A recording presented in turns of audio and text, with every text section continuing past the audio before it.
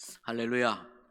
오늘 또 저와 여러분의 가정, 자녀 그리고 하는 모든 일들마다 하나님의 도우시는 손길로 함께 하시길 주님의 이름으로 축복합니다. 저는 저희 교회에서도 그렇고 또 밖에 집회 나가서도 항상 동일한 이 문장으로 이렇게 여러분들을 축복합니다. 성도들을. 저에게 믿음이 있습니다. 어떤 믿음이 있냐면 아무리 부족한 사람이라도 하나님께서 주님이 핏값으로 사신 교회를 섬기고 맡겨주신 성도들을 목양할 수 있도록 목회자들에겐 몇 가지 권세를 주십니다. 그 중에 하나가 손 얹어 기도할 때에 병 낫는 역사가 일어나는 줄 믿습니다. 여러분, 약도 의학적인 기술도 하나님이 주신 지식으로 만들고 지식으로 하는 겁니다. 때문에 약이나 의사의 치료도 신유의 은사분, 신유의 능력 중에 한 부분으로 들어갑니다. 그럼에도 불구하고 아플 때에 기도하고 약 먹는 것과 기도하지 않고 약 먹는 건 완전히 차이가 다릅니다. 병원의 의사의 치료를 받지만 치료받으러 가기 전에 목사님께 와서 말씀드리고 기도받고 치료받으러 가는 것과 그렇지 않은 것은 완전히 다른 결과가 나오겠지요. 그래서 하나님은 목양하라고 목회자에게 그러한 영적 권세를 주십니다. 두 번째 주시는 권세는 입술의 권세입니다. 말씀을 선포할 때 쓰라고 목회자의 말에 권위를 주십니다.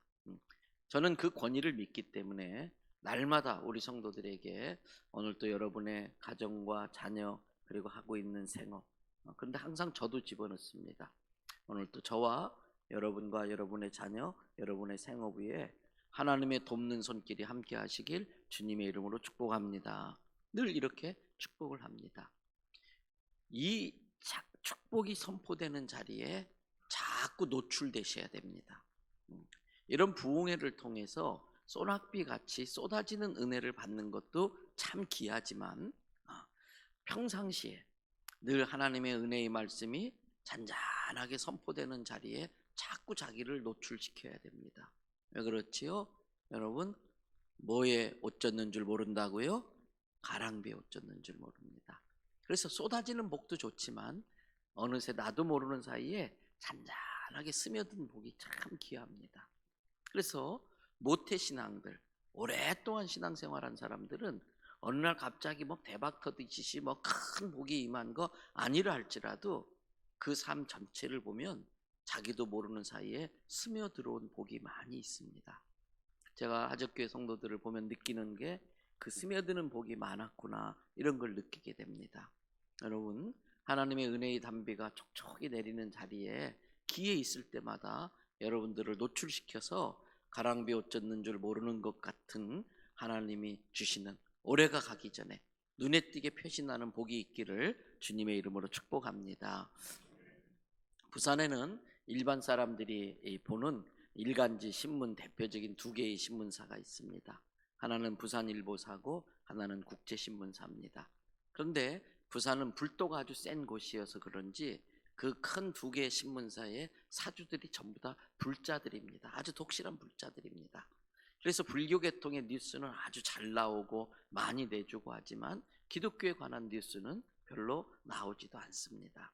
그런데 어느 날 국제신문사에서 저에게 연락이 왔습니다. 매주 금요일자 신문에다가 종교인 칼럼을 쓰는데 불교에서는 범어사에 있는 스님이 한 분 쓰시고 또 천주교에서는 부산 교구의 신부님이 쓰시고 또 교종이라고 있더라고요. 천도교의 교종이라고 하는 분이 또 한 주를 맡아서 하고, 그리고 기독교계에서는 어떻게 소개받았는지 저한테 연락이 와서 글을 써달라고 부탁이 왔습니다. 여러분, 목사가 뭐 글 쓰는 게 어렵겠습니까? 얼마든지 쓸 수 있는데, 그런데 마냥 쓸 수 있는 게 아니라 조건이 있었습니다. 원고지 8페이지 이내로, 그러면 A4 용지 3분의 2 정도밖에 안 됩니다. 원고지 8장 이내로 성경에 나오는 인물들을 소개하고 그 인물들을 소개하면서 기독교에 대해서 전혀 모르는 사람들에게 기독교의 기본 진리를 알 수 있도록 그렇게 써달라는 겁니다. 그런 조건을 붙여놓으니까 쓰는 게 쉽진 않았습니다. 그래도 예수님 안 믿는 분들이 읽는다 생각하면서 몇 년 동안 열심히 썼습니다. 혹시 보고 싶으신 분들은 인터넷에 들어가셔서 임서국 목사의 성경 인물 열전 그러면 그동안 썼던 것들이 거기에 나옵니다. 그걸 쓰다가 제가 깨달은 게 있었습니다. 성경에 나오는 인물들은 한결같이 실패한 사람들이더라. 성경에 나오는 인물들은 한결같이 실패한 사람들의 이야기, 실패한 사람들의 기록이었습니다. 예를 들면 우리가 아브라함을 뭐의 조상이라고 부르지요? 믿음의 조상. 믿음이 너무 크니까 믿음의 조상이다 이렇게 불러요. 그러나 아브라함이 첫째 날 말씀드렸던 것처럼 처음부터 그렇게 믿음이 좋았었나요? 하나님이 지시할 땅으로 가면 비록 흉년이 들어도 하나님이 일용할 양식을 책임져 주신다, 그 믿음을 가지고 버텼었어야 됩니다. 그런데 그 믿음이 없으니까 자기가 먹거리를 해결하려고 애굽에 가다가 인생이 더 꼬여버렸습니다. 여러분, 먹거리는 고아가 걱정하는 겁니다. 부모 있는 자식은 먹거리 걱정할 필요가 없습니다. 먹거리 걱정은 부모 몫입니다. 하나님은 우리의 부모님이신 줄로 믿습니다. 하나님은 우리의 아버지신 줄로 믿습니다. 그래서 믿음 중에 정말 큰 믿음은 일용할 양식을 책임져 주신다고 하는 믿음이에요. 하나님께서 내 평생에 일용할 양식을 책임져 주신다. 그래서 이 대한민국이 이 좁은 땅덩어리에서 이렇게 갑자기 잘 살게 된 이유가 뭘까? 오늘 밤에 좀 그 이야기를 해드리긴 하겠습니다만 그 중에 몇 가지가 있는데, 우리 옛날 어머니들께서 행주치마라고 그랬잖아요. 그걸로 밥그릇도 닦고 그걸로 부뚜막도 닦고, 그러다가 애가 학교 갔다 와가지고 콧물 흘리면 야 흥해라 흥 하면서 코에다 갖다 주고 코도 풀고, 그래서 하도 흥해라 흥해라 그래서 이 나라가 흥했다, 어떤 분이 그러더라고요. 그런데 또 하나는 뭐냐면은 전국에 있는, 요즘 참 안타깝게 그런 게 없어졌어요. 전국에 있는 유치원 어린이집들마다 밥 먹을 때마다 부른 복음성가가 하나 있었어요. 한번 불러보실 겁니다. 날마다 우리에게 양식을 주시는 은혜로우신 하나님 참 감사합니다. 날마다 전국의 어린이집 유치원집에서 요만한 아기들이 날마다 우리에게 일용할 양식을 주시는 은혜로우신 하나님 참 감사해요. 하나님이 그 기도를 받으시니까 스트레스 받으셨어. 왜? 날마다 일용할 양식 책임져 주시느라고. 책임져 주지 않을 수가 없었던 거지요. 그래서 이 나라가 굶지 않고 이렇게 잘 사는 줄로 믿습니다. 근데 아브라함은 그때만 해도 그 믿음이 없었잖아요. 그래서 고아도 아닌데 고아처럼 자기가 먹거리 해결해 보겠다고 애굽에 갔다가 자기 아내를 빼앗길 뻔했었고, 다행히 하나님은 또 한번 따라해 볼까요? 하나님은 나의 실수를 선용하시고 악한 자의 악행을 활용하신다. 그래서 비록 아브라함이 믿음이 없어서 믿음에 실패하고 애굽까지 가서 큰 사고를 쳤지만 하나님이 바로에게 나타나가지고 사라를 보호해 주시고, 또 돌아갈 때 빈손 들고 돌아가지 않게 크게 금은 모아줘가지고 부자 되게 해서 보냈잖아요. 그래서 이때만 해도 아브라함은 믿음이 없는 사람, 믿음에 실패한 사람이었어요. 또 여러분, 애굽의 국무총리가 된 사람 누군가요? 요셉. 그런데 요셉이 처음부터 그렇게 애굽의 국무총리가 될 만큼 한 그러한 인품이나 그러한 인물이었을까? 아니요. 야곱이 정말 사랑했던 여자가 라헬이잖아요. 그 라헬에게서 낳은 첫 번째 아들이 요셉이에요. 그래서 야곱은 요셉에 대해서 애틋한 마음이 있었어요. 요셉에게만큼은 특별히 편애하면서 색동옷을 입혀주고 채색 옷을 입혀주고, 다들 형들 일하러 나갈 때에 요셉은 아버지 품에서 아주 사랑을 독차지하고 있고, 그러다 보니까 교만해졌어요. 그래서 가끔 형들 양치는데 좀 갔다 와봐라, 좀 딱 갔다 보고 와서 얼른 줘서 아버지 셋째 형이 일 안 하고 농땡이 하고 있어요.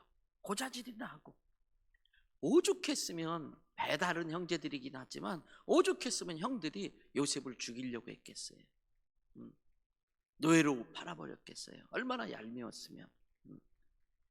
하나님께서 그런데 그러한 요셉이 하나님 나 당시에 최고의 나라 애굽에서 최고 지도자가 되고 싶어요. 그게 나의 비전이에요. 내 꿈이에요. 꼭 이루어 주세요. 그러니까 하나님이 야 요셉아 네 꿈은 참 좋다마는 너 그러한 성품 가지고 지도자가 되겠냐? 지도자가 되려면은 남한테 섬김을 받아보려면 먼저 남을 섬기는 일을 한번 해봐야 돼. 그리고 지도자에겐 큰 권력이 주어지니까 컨트롤되지 않는 힘은 폭력이 됩니다. 컨트롤되지 않는 힘은 폭력이 되는 거예요. 그래서 네 힘을 잘 지혜롭게 쓸 수 있도록 너 절제의 훈련을 좀 받아야 돼. 남 섬기고 절제의 훈련을 받고 남에게 명령 내리기 전에 남의 명령을 받는 법을 배우고, 그거는 노예 생활처럼 더 좋은 게 없는 거예요. 그래서 하나님께서 성품에 있어서 문제가 있는 이 요셉을 노예로 팔리게 만들어서 훈련시켰던 것이지요. 또 여러분, 이스라엘 역사상 가장 온유한 사람으로 인정받고 있는 인물이 있습니다. 누굴까요? 네, 모세입니다.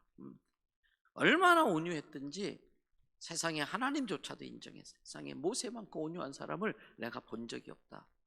그런데 처음부터 모세가 그렇게 온유했나요? 천만의 말씀이요. 비록 자기 히브리 민족을 때리는 애국 군인이긴 했지만 자기 민족을 때리는 애국 군인이라 그 애국 군인을 좀 한번 손봐주긴 했는데, 그렇다고 해서 죽일 정도까지는 아니잖아요. 여러분 도대체 얼마나 두들겨 패야 사람이 죽을까요? 얼마나 맞아야 죽을까요? 그 요셉은 한번 요즘 애들 말로 뚜껑 열리면 잡을 수가 없어요. 컨트롤이 안 되는 거예요. 막 그 욱하는 성질에 그냥 막 뒤집어 엎고 막 심지어 사람을 때려 죽이기까지 했잖아요. 근데 이 모세를 통해서 출애굽하려고 하는데 그 40년 광야 생활에 이스라엘 백성들이 얼마나 불평불만이 많아요. 하루에도 10번 그냥 속이 뒤집어질 것 같은데 어떻게 그 백성들을 끌고 가겠어요? 그래서 하나님께서 모세를 광야로 몰아내세요. 그러면서 40년 동안 양들을 키우는데 양들이 대책 없거든요. 그 양들 키우면서 우라통이 몇 번 터졌는지 몰라요. 그 양들을 키우면서 성질 다 죽은 거예요. 그 욱하는 성질머리 다 훈련된 거예요. 한 명만 또 예를 들어볼까요? 여러분 이스라엘 역사상 이스라엘 백성들에게 가장 존경받는 임금이 있습니다. 누굴까요? 다윗이에요. 그래서 지금도 이스라엘 국기는 파란색 삼각형 하나를 거꾸로 세워놓고 또 하나를 바로 세워놔가지고 꼭지점이 6개가 있는 육각별이 이스라엘 국기에 딱 새겨져 있는데 그 별의 이름이 누구의 별일까요? 다윗의 별이래요. 그 정도로 다윗이 존경받아요. 그런데 처음부터 다윗이 그렇게 존경받을 만한 인물일까요? 제가 여러분 비밀 하나 알려드릴까요? 여러분 교회 담임 목사한테 여자가 있대요, 애인이. 그러면 여러분 교회 담임 목사로 모실 수 있어요? 인터넷에 이것만 편집해서 내보내면 큰일 납니다. 여러분 다윗은요, 나라가 좀 부강해지자 교만이 들어왔던 것 같아요. 자기 부하들은 나라를 위해서 전쟁에 막 나가서 목숨 걸고 싸우는데 게을러졌어요. 그래서 아침 늦게까지 자고 한 11시쯤 일어나서 어슬렁 왕궁에 올라가서 내가 이뤄놓은 왕궁을 봐라. 그런데 어느 날 물소리가 들려. 뭐지 봤더니 웬 여자가 그냥 옷을 다 벗고 목욕하고 있네. 그러면 얼른 돌아서야지. 다윗은 에그머니 그러면서 이렇게 하고 다 봤어. 하나님이 생육하고 번성하라고 그래서 남자들에게 성적 욕구를 주셨어요. 그러니까 본능적으로 보게 돼 있어요. 그런데 내 여자가 아닌데 3초 이상 바라보면 음란마귀가 들어와요. 여러분 그때 다윗은 얼른 돌아서야 되는데 음란마귀가 들어온 거예요. 결국 그 여인을 밧세바를 취하게 되고 아기가 생겼어요. 그걸 숨기기 위해서 그 밧세바의 남편 아주 충실한 장군 우리야 장군을 전쟁터에서 불러들여서 같이 동침하게 하려고 했더니 내 부하들이 전쟁터에서 싸우고 있는데 어떻게 내가 아내를 안을 수 있느냐. 그리고 자기 집에도 안 들어가고 날밤새고 문 밖에서 서 있었던 충실한 부하예요. 다윗은 그 우리야 장군을 제 전방에 몰아내가지고서 전쟁하다가 죽게 만들었어요. 간음죄 저질렀지요. 살인죄 저질렀지요. 그런 사람이 어떤 존경받는 인물, 이 가장 위대한 왕이 될 수 있을까요? 여러분, 이런 관점에서 보면은 하루 종일에도 안 끝날 것 같아요. 성경에 나오는 인물들은 다 실패한 사람들의 이야기입니다. 그런데 조금 전에 따라했었지요. 하나님은 우리의 실수와 실패를 선용하시는 분이에요. 우리의 실패와 실수를 그 사람을 훈련시키는 프로그램으로 이용하시는 분이 하나님이십니다. 아브라함에게 믿음의 실패가 없었다면 믿음의 조상이라고 불릴 만큼 믿음이 커지는 훈련을 받지 못했을 거예요. 노예 생활을 통해서 겸손과 절제를 받지 못했다면, 절제 훈련을 받지 못했다면 요셉이 어쩌다가 애굽의 국무총리가 돼도 그 힘을 폭력으로 썼을 수도 있어요. 다윗이 치명적인 죄를 짓고도 성군이 될 수 있었던 이유가 뭘까요? 여러분, 훌륭한 사람은 그 사람도 훌륭하지만 혼자 훌륭해가지고는 큰 일을 이룰 수 없어요. 어떤 사람이 큰 일을 이루는 것은 그 주변에 능력 있고 훌륭한 사람들이 많이 모여들기 때문에 그런 겁니다. 다윗도 그래요. 어느 날 왕이 돼서 나라를 다스리는데 부하 한 명이 잡혀온 거예요. 그러면서 임금님, 이 녀석이 이런 못된 죄를 저질렀는데 이런 녀석은 당장 목을 칼로 쳐야 됩니다. 그래? 이 못된 놈, 네가 그런 짓을 저질렀어? 여봐라, 저놈 목을 당장 쳐라. 그리고 딱 치려고 하는데 성령께서 갑자기 다윗아, 네가 저 사람보다 깨끗하냐? 저 사람은 네가 저지른 죄 안 저질렀잖아. 성령님이 책망하시는데 어이구, 가만히 생각해 보니까 나보다 그 사람이 나아. 저 사람 목을 치려면 나는 목을 10번이라도 쳐야 돼. 그러니까 다윗이 자네 앞으로 또 이런 짓 할 거야 안 할 거야?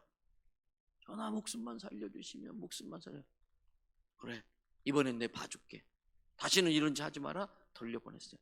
전하 고맙습니다. 고맙습니다. 그 다음부터 그 부하는요 덤으로 사는 인생이잖아. 그러니까 다윗에게 목숨 바쳐 충성하는 거예요.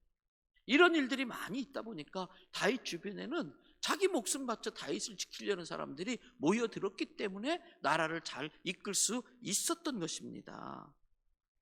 그렇기 때문에 여러분, 사람들은 실패하면 다 끝난 줄 알아요. 실패하면 절망합니다.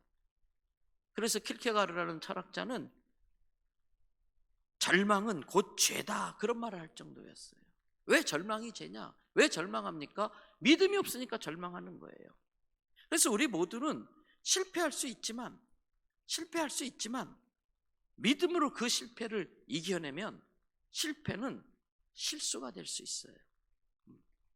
비록 자빠졌지만 일어서서 뭔가 배우면 그건 교육이 될 수 있어요. 여러분, 오늘의 주인공 베드로도 마찬가지입니다. 예수님의 사랑을 받던 수제자, 유일하게 무리를 걸어보는 체험을 했던 그 베드로. 그런데 그 베드로가 지금 어디에 와 있나 보세요. 오늘 본문 3절 말씀 스크린 올려주시고 같이 한번 읽겠습니다. 다 같이. 시몬 베드로가 나는 물고기 잡으러 가노라 하니 그들이 우리도 함께 가겠다 하고 나가서 배에 올랐으나 그날 밤에 아무것도 잡지 못하였더니. 여러분, 예수님이 십자가에 못 박히시기 위해서 잡혀가자 제자들은 자기들도 잡혀갈까 봐 무서워서 다락방에 꼭꼭 숨어 있었어요. 나중에 마르다와 마리아를 통해서 예수님 부활했다는 소식을 들었음에도 불구하고 그때까지만 해도 믿음이 없었고 로마 병정과 제사장들이 두려워서 꼭꼭 숨어 있는데 예수님이 거기에 나타나신 거예요. 그러니까 막 제자들이 예수님 정말 부활하셨군요. 정말 부활하셨고 막 펄쩍펄쩍 뛰면서 너무 좋아했어요. 그러다가 예수님께서 얘들아 내가 딴 데 좀 볼 일 있으니까 어디 너네들끼리 있어 다녀올게. 그리고 예수님이 나가셨어요. 그러자 갑자기 조용해졌어요. 그때 사탄이 베드로에게 야 베드로야 너 참 낯짝 두껍다. 야 참 너 뻔뻔하다. 너 며칠 전에 예수님 보고 뭐라고 했냐? 남들은 다 예수님 버리고 가도 나는 끝까지 예수님 따르겠다고 큰 소리 쳐놓고 너 어떻게 했지? 새벽닭이 울기도 전에 예수님을 3번이나 부인했잖아. 그것도 예수를 저주할 자라고 욕하고 부인했잖아. 그런 네가 어떻게 예수님 앞에서 그렇게 펄쩍펄쩍 뛰면서 그럴 수 있냐? 너 참 뻔뻔하다. 그것을 뭐라고 그러냐면요, 정죄라고 그래요. 사탄은 늘 정죄예요. 거기에 사로잡히면 큰일 나요. 사탄은 정죄하지만 성령님은 죄를 용서해 주시는 예수님의 사랑을 우리에게 생각나게 하세요. 그래서 늘 마음속에는 사단의 정죄하는 소리와 하나님의 사랑의 소리가 같이 공존할 때 믿음은 사단의 정죄하는 소리를 예수 사랑의 말씀으로 대적해 물리치고 나를 용서하시고 사랑하신다는 그 하나님의 말씀을 믿음으로 받아들이는 게 성도의 삶이에요. 근데 베드로는 그때 그렇게 못했던 것 같아요. 그러면서 얘들아 나 같은 게요 무슨 면목으로 예수님 따르겠니? 나는 실패했어. 나 옛날 물고기 잡는 어부라 그냥 하다가 인생 마칠란다. 그리고 갈릴리 호수로 가버렸어요. 여러분 옛날 임진왜란 때 선조 임금님이 피난을 갔었어요. 너무 급히 피난 가느라고 조리기구도 챙기지 못하고 양념도 챙기지도 못하고 그러고 이제 도망을 다니는데 너무 어느 날 배가 고픈 거예요. 얘들아 너무 배가 고픈데 좀 먹을 걸 좀 준비해 와라. 그러니까 김이상궁이 예 전하. 근데 뭐 조리기구도 변변치 않고 양념도 별로 없고 그래도 어떻게 해요? 그래서 그 동네 나는 생선 하나 구해가지고 어떻게 겨우겨우 해가지고 임금님 드렸어요. 여러분 뭐가 반찬이에요? 시장의 반찬이라고. 너무 맛있는 거야. 너무 맛있어. 갑자기 잡수다 말고 여봐라 내 평생 이렇게 맛있는 물고기는 처음 먹어본다. 이름이나 알고 보자. 먹자. 이 이름이 뭔고? 김이상궁이 예 전하 나무 목자 써가지고 목어라고 부르옵나이다. 그래? 이렇게 맛있는 물고기를 왜 나무 목자를 쓰느냐? 오늘부터 은은자를 써가지고 은어라고 부르거라. 예 전하. 그래서 은어가 된 거예요. 이제 전쟁 끝나고 왕궁에 돌아왔어요. 진수성찬을 차려놔도 맛이 없어. 근데 옛날 피난 시절에 그 먹었던 그 은어 생각이 나는 거예요. 여봐라 은어 좀 대령해라. 예 전하. 가지고 최고의 조리기구로 최고의 양념으로 은어를 딱 요리해서 갖다 바쳤어요. 잔뜩 기대하고서 첫 젓가락질을 딱 잡수더니 갑자기 여봐라 이게 그때 그 은어 맞느냐? 예 전하 맞습니다. 모고라는 물고기인데 전하가 은어라고 부르라고 그래서 은어로 부르는 물고기 맞습니다. 그래? 이런 맛대가리 없는 게 무슨 은어야? 야 도로목이라고 그래. 도로목. 말짱 뭐가 됐어요? 도로목 돼버렸어. 지금 베드로가 말짱 도로목이 된 거예요. 사람 낚는 어부가 사람 낚는 어부로 부름받은 베드로가 썩어진 물고기 낚는 어부로 돌아가 버렸고 하늘의 일을 해야 될 사람이 땅의 일을 하는 사람이 되어졌고 하나님의 일을 해야 될 사람이 사람 사는 일에 그냥 목숨 걸고 그 결과는 어떻게 된지 보세요. 3절 다시 한번 띄워놔 주세요. 3절 뒷부분에 보니까 나가서 배에 올랐으나 그날 밤에 아무것도 잡지 못했다. 여기서 우리가 알아야 돼요. 따라합시다. 믿음 생활에 실패하면 인생에도 실패한다. 예수님 따르는 일에 실패하면 인생도 실패한다. 그래서 잘 아시는 요한 3서 1장 이 말씀에 사랑하는 자여 뭐가 잘됨 같이 내 영혼이 잘돼야 범사가 잘되고 강건해지는 것. 그런데 믿음 생활 영혼 잘되는 일에 실패하니까 밤새 내 인생 평생을 그물질해도 잡는 게 하나도 없는 거예요. 근데 더 나쁜 건 뭔지 아세요? 더 나쁜 것은 여러분 그 말씀 보십시오. 시몬 베드로가 나는 물고기 잡으러 가노라 하니 그 다음 뭐라고 되어 있어요? 그들이 우리도 함께 가겠다. 다른 제자들이 야 베드로야, 니는 그래도 예수님 잡힐 때 제사장의 뜰 안까지 따라가기라도 했지. 우리는 그냥 예수님 잡히기도 전에 놀래서 다 도망쳤는데 니는 그래도 물이라도 걸어봤지. 네가 그렇게 안 된다고 실패했다고 돌아가 버리면 우리는 말할 것도 없지. 그리고 우르르 베드로 따라가 버린 거예요. 이게 더 나쁜 거예요. 여러분, 내가 믿음에 실패해서 누군가도 시험 들게 만들 수 있어요. 나의 부정적인 말 한마디가 교회를 마귀 장난터로 만들 수가 있어요. 나의 생각 없는 말 한마디, 나의 생각 없는 태도 하나가 교회를 사단의 놀이터로 내어줄 수가 있는 거예요. 여러분, 여기에서 베드로의 이야기가 끝나버렸다면 얼마나 억울하겠어요. 나는 예수님 따르는 일에 실패한 사람이야. 그래서 잡히지도 않는 고기나 평생 그냥 그물질이나 하고 있고, 그러고 베드로 이야기가 끝나면 얼마나 억울해요. 삼손이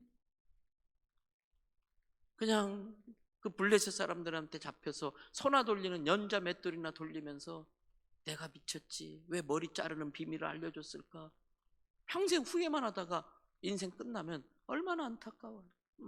다윗이 내가 왜 그때 그런 짓을 저질렀지, 나는 부정한 사람이야, 나는 왕의 자격이 없어, 그러면서 평생 죄책감에 시달리면서 인생 마쳤다면 얼마나 억울해요. 모세가 평생 도망자로 광야를 떠돌고 요셉이 지하 감옥에서 나는 내 인생은 이렇게 노예로 마치는구나, 나는 잘못한 게 없는데 왜 감옥까지 갔어, 막 그냥 신세한탄하고 원망하다 인생 끝났다면 얼마나 억울해요. 그래서는 안 되지요. 하나님의 사람들에게 그런 일이 있으면 안 되지요. 다행히 감사한 것은 그들이 인생을 그렇게 마치지 않았다는 것이에요. 그들의 삶을 끝까지 추적해 보면 모두가 아브라함의 믿음에 성공하고 요셉의 인격이 바뀌고 모세의 온유함이 드러나고 다 바뀌었어요. 여기서 우리가 뭘 알아야 되느냐? 실패가 항상 나쁜 게 아니구나. 실패가 사람을 겸손하게 만들어요. 잘 나갈 때는 예수 믿으라고 그러면 아이 그깟 예수가 뭐 필요 있어, 나만 열심히 살면 되지, 이랬던 사람이 쫄딱 망해보면 천부여 의지 없어서 손들고 옵니다. 그리고 나와요. 우리들 중에도 인생이 꼬였기 때문에 그것 때문에 예수 믿게 된 사람들이 있잖아요. 인생 잘 나갔다면 예수 안 믿는 사람들도, 안 믿을 사람들도 상당히 있는 거예요. 전에는 진수성찬 차려놓고도 야 밥맛 없다 그랬는데 실패를 경험한 사람은 찬물에 맨밥 말아 먹어서 김치 하나 얹어도 맛있어요. 옛날엔 돈 좀 있다고 까불고 사람들 우습게 봤던 사람들이 실패를 경험하고 나면 남들이 다 자기보다 잘나고요.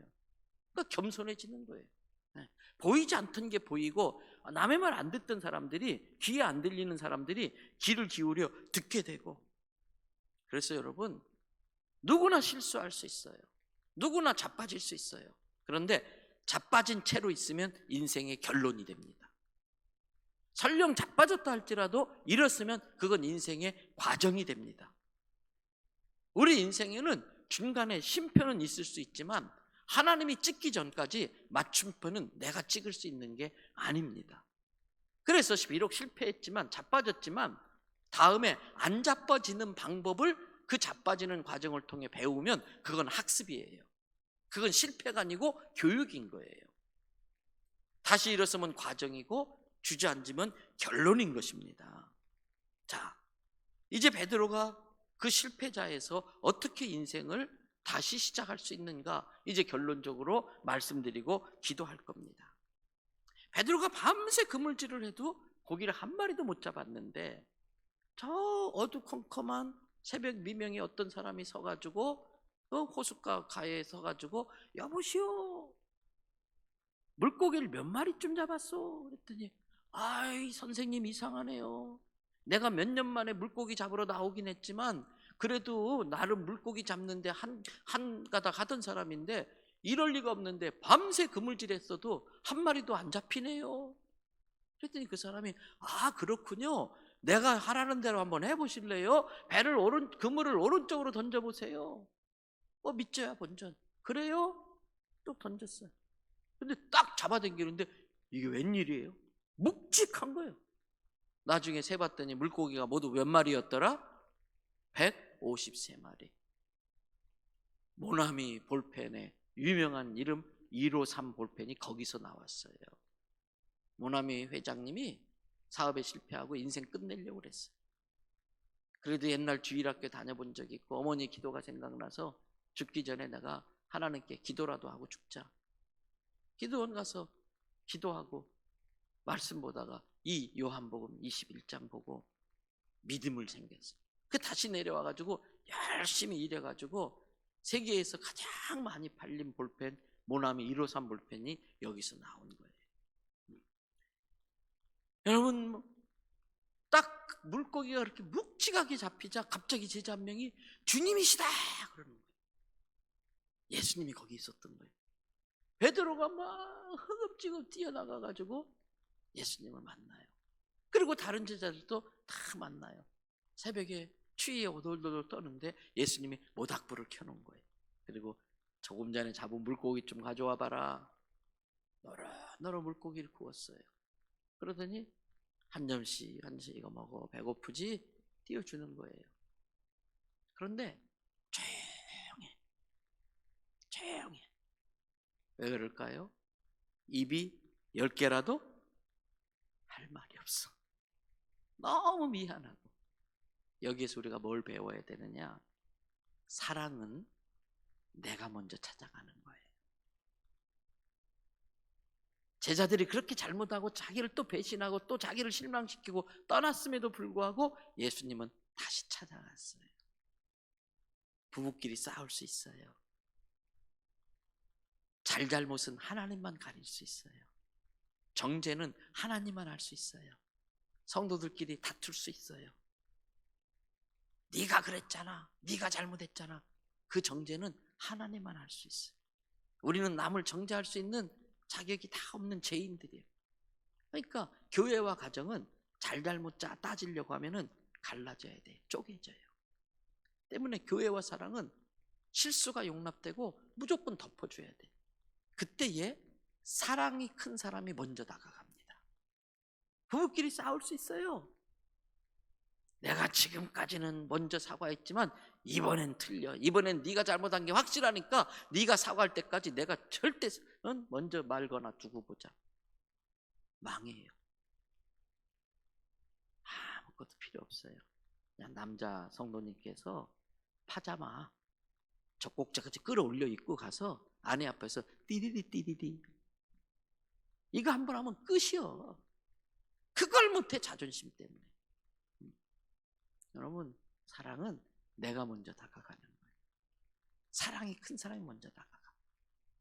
그리고 이제 고기를 먹으면서 아무 말도 못하고 있는데 예수님이 먼저 말을 걸어요. 베드로야, 너 나 사랑하니? 먼저 말을 걸어요. 사랑은 먼저 말을 걸어주는 거예요. 엘리베이터 안에서도 모르는 사람 만나도 아이고 오늘 날씨 참 좋네요. 아이고 오늘 미세먼지가 너무 많은데 조심해야겠네요. 안녕하세요. 저는 하적교회 다니는 누구예요? 먼저 말을 거는 거예요. 네. 그런데 왜 예수님이 베드로에게 먼저 말을 걸어줬을까? 그러면서 특별히 너 나 사랑하니 왜 그렇게 물으셨을까? 이유는 하나입니다. 베드로에게 변명할 수 있는 기회를 주시려고. 그래서 베드로가 주께서 예수님, 저 예수님 사랑합니다. 그러니까 예수님이 씩 웃어요. 좀 짓궂으셔요. 그래? 너 정말 나 사랑한다고? 베드로가 미안해서 어쩔 줄 몰라요. 왜? 지가 한 짓이 있으니까. 그래도 사랑하는 건 맞잖아. 예수님, 그때 너무 무서워서 예수님 모른다고 제가 부인하고 도망치긴 했지만 그래도 제 마음에 예수님을 향한 사랑은 변한 적이 없어요. 예수님 사랑해요. 그러니까 또 예수님이 씩 웃더니 또 세 번째 물어보는 거예요. 정말? 정말 너 나 사랑하는 거 맞아? 그랬더니 베드로가 너무 미안하니까 주께서 아시나이다. 딱 그 말이에요. 주께서 아시나이다. 그랬더니 예수님이 베드로야, 알지. 알아. 네가 나 얼마나 사랑하는지 알아. 그때 정말 무서웠지? 정말 무서웠지? 무서워서 그런 거 알아. 네가 나 사랑하는 거 알아. 풀어주시는 거예요. 변명할 기회를 주시고 풀어주시는 거예요. 그리고 받아주는 거예요. 죄책감을 덜어주는 거예요. 사단은 정죄하지만 성령님, 예수님은 죄책감을 가져가 주시는 분이에요. 그래서 주께서 아시나이다. 딱 그랬는데 그 다음에 예수님이 놀라운 말을 해요. 베드로야, 내 양을 맡아주겠니? 베드로 깜짝 놀라요. 예수님, 난 실패한 사람이에요.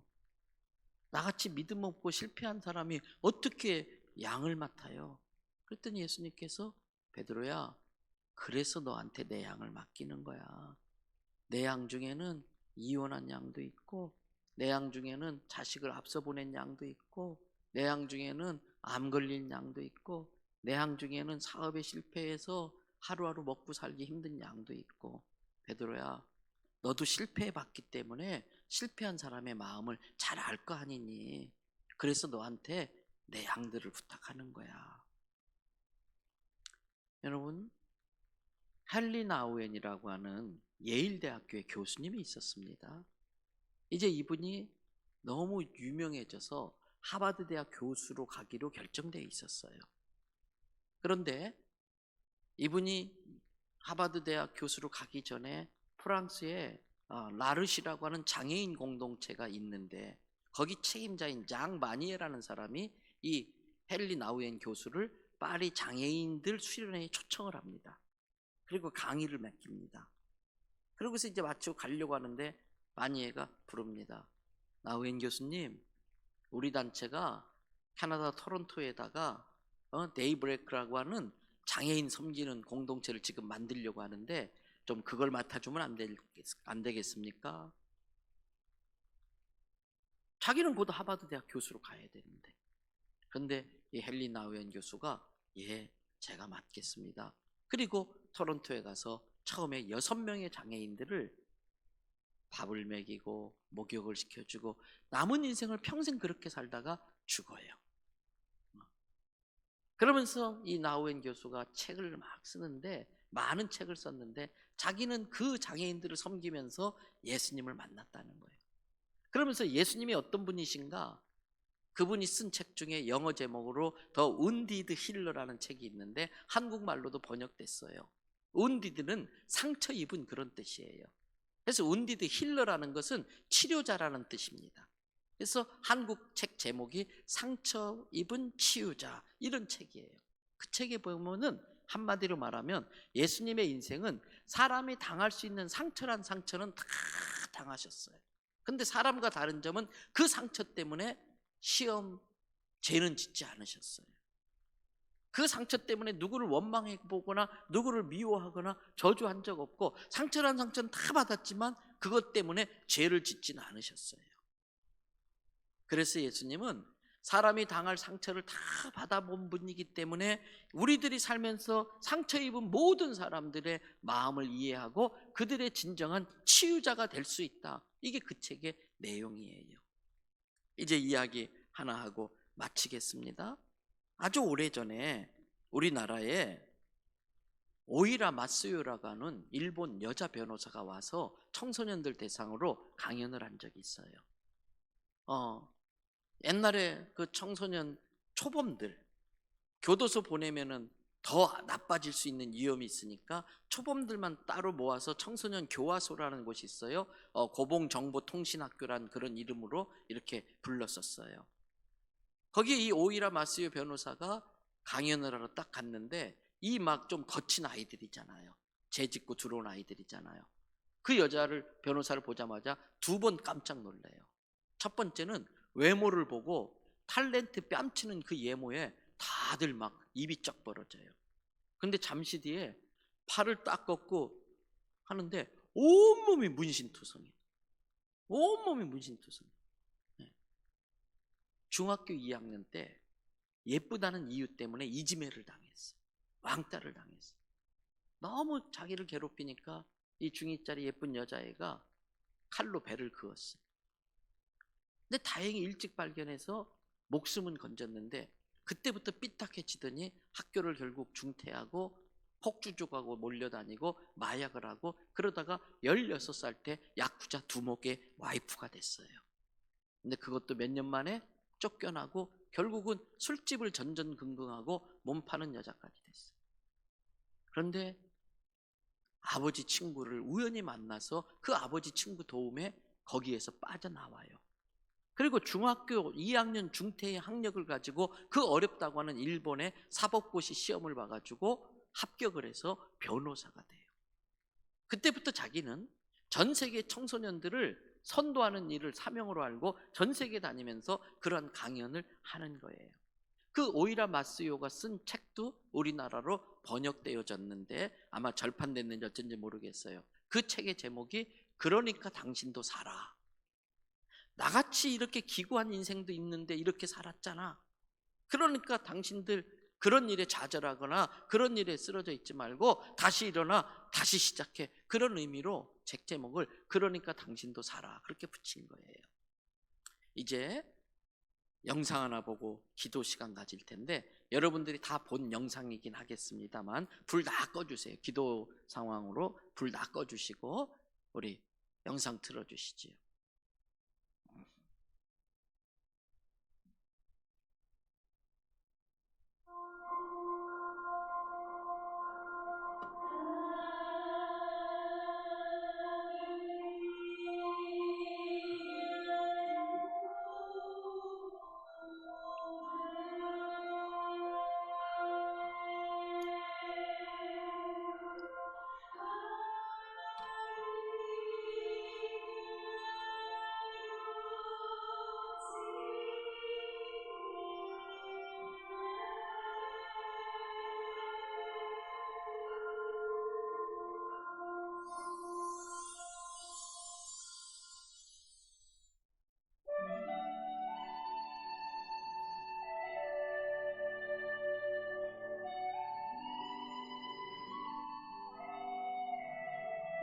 When the cold of winter comes, starless night will come again. In the veiling of the sun, we will walk in bitter rain.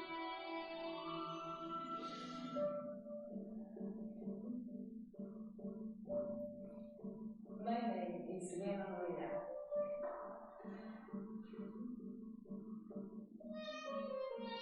Since I'm born with no arms and hands, I use my feet instead.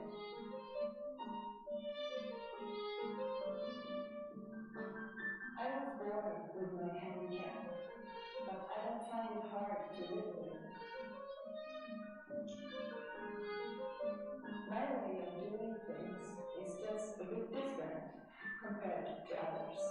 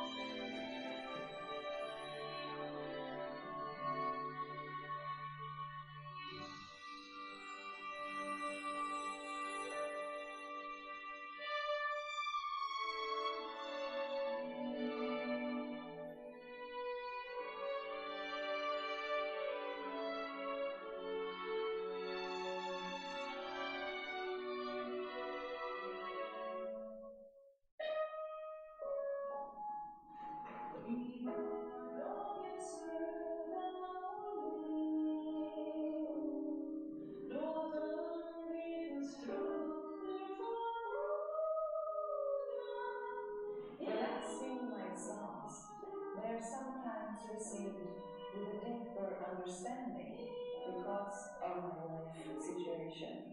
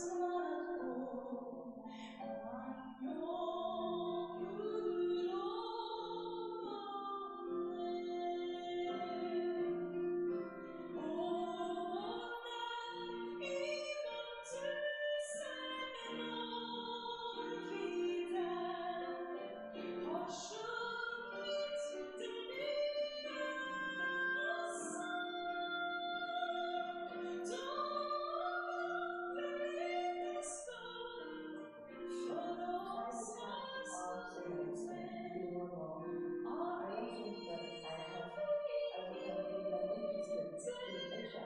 Maybe, I don't know. If those things that I try to express students in painting and so on, if those things can be an encouragement to other people as well, then I think I'll be better.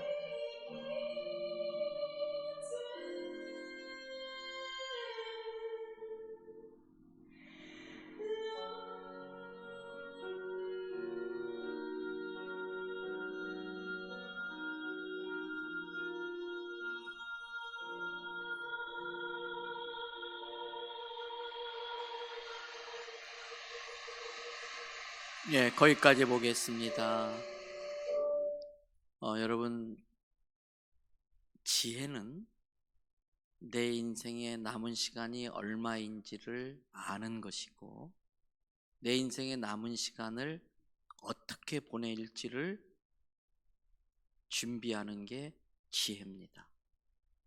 이 자리에 계신 어떤 분들은 이제 내 인생은 다 끝났다, 그러면서 남은 시간이 얼마인지도 모르는데도 많은 분들이 죽음이 자기를 데리러 올 때까지 마냥 죽음만 기다리고 있는 사람들이 있습니다. 저는 목사라 요양병원 신방 많이 가는데 그때마다 참 안타까워요.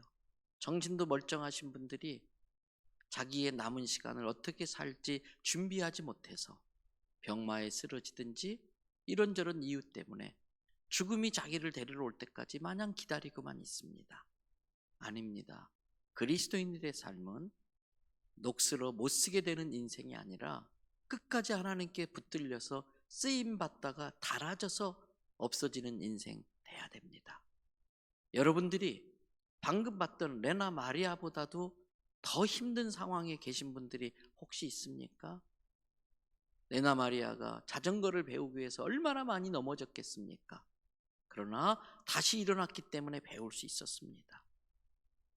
많은 실패를 통해서 배웠기 때문에, 다시 시작했기 때문에 지금의 레나 마리아가 됐지 않았겠습니까?